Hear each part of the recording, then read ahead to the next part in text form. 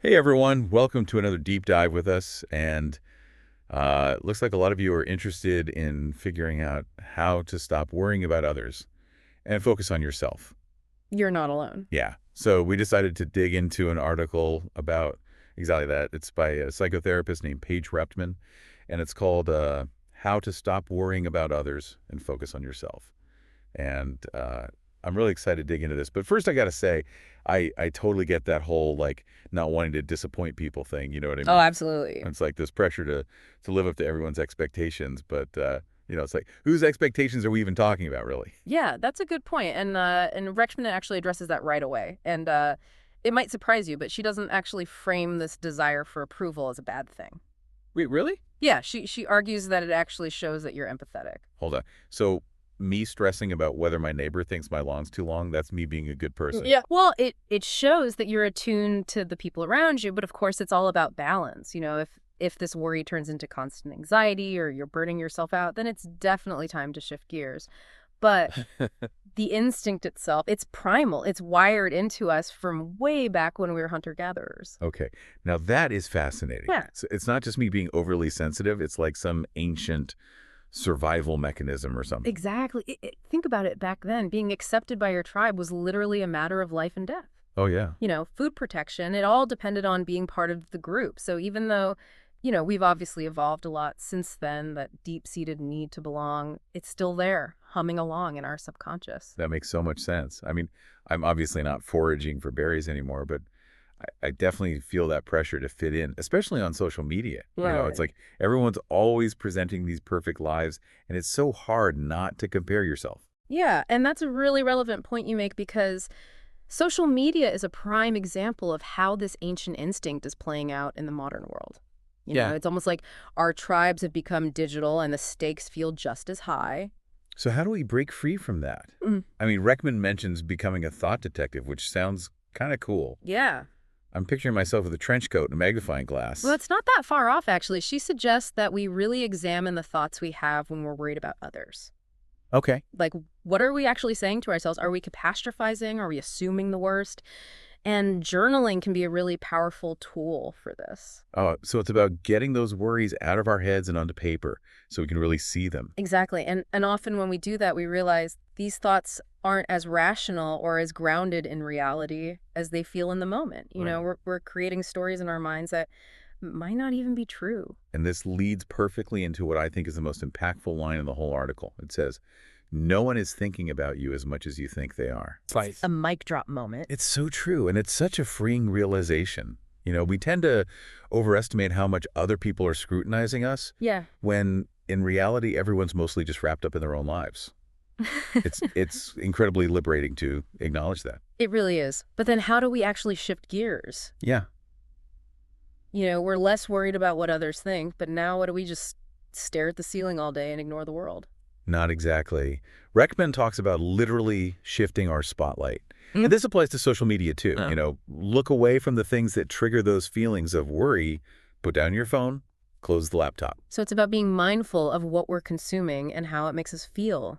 Precisely. And if social media is leaving you feeling inadequate, maybe it's time for a digital detox. Yeah. It's about making space for things that align with your values and priorities. Values clarification. I like that. So it's not just about stopping negative thoughts. It's about figuring out what we actually care about and focusing our energy on that.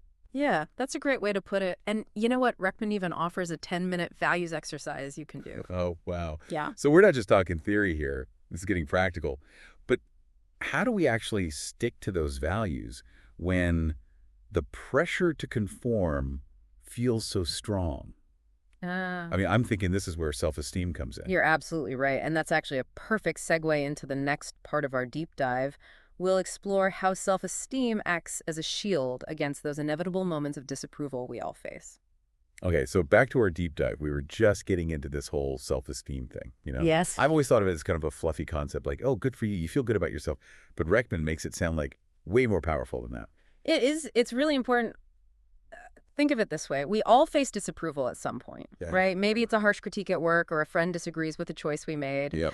Those moments are inevitable. So it's not about never experiencing those things. It's about how we deal with them. Exactly. Self-esteem is like having this internal buffer that kind of protects you from those blows.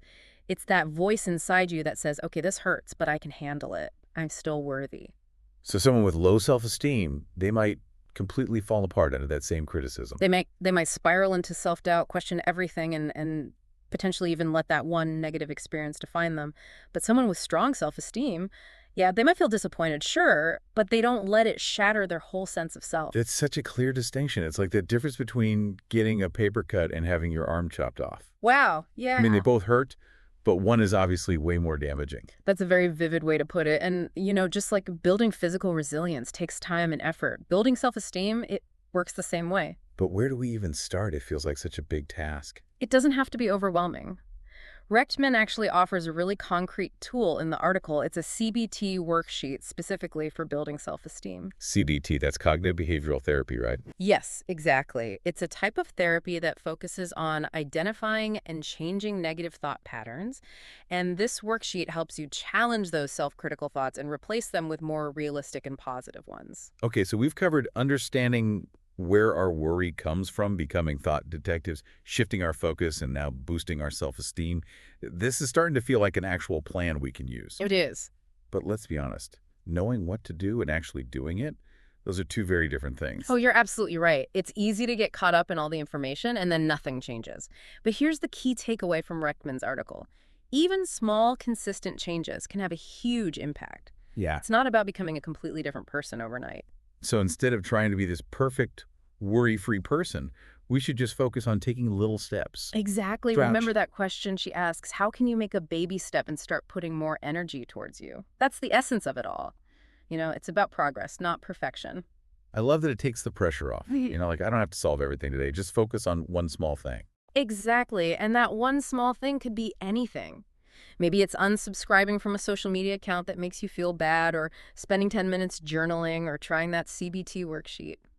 All right, I'm convinced I'm already brainstorming my baby steps over here. But before we wrap up this deep dive, is there anything else you think is crucial for really internalizing this stuff? There is actually, Rexman touches on this briefly, but I think it deserves more emphasis.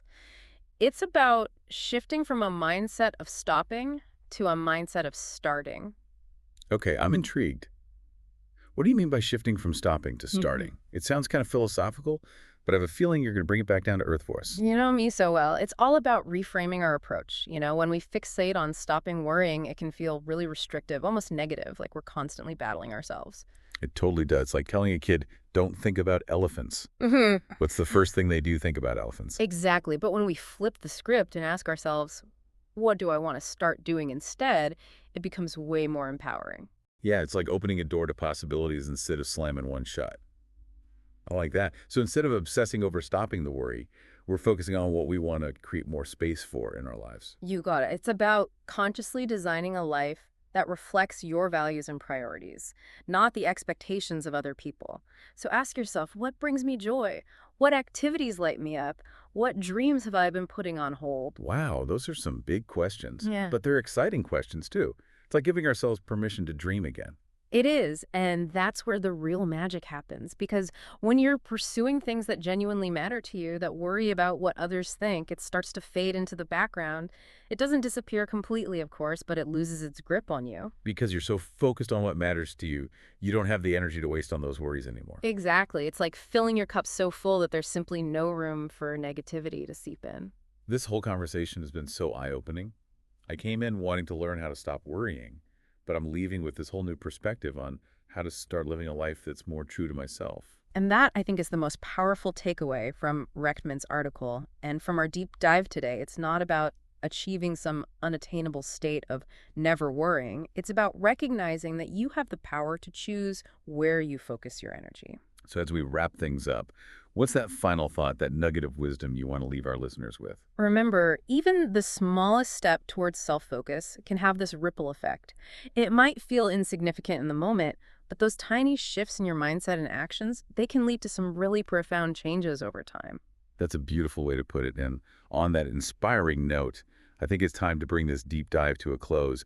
But before we do, I just want to say thank you to our amazing listeners for joining us on this journey of self-discovery. It's been a pleasure diving deep with you. And remember, you have everything you need within you to create a life that is truly fulfilling and authentic.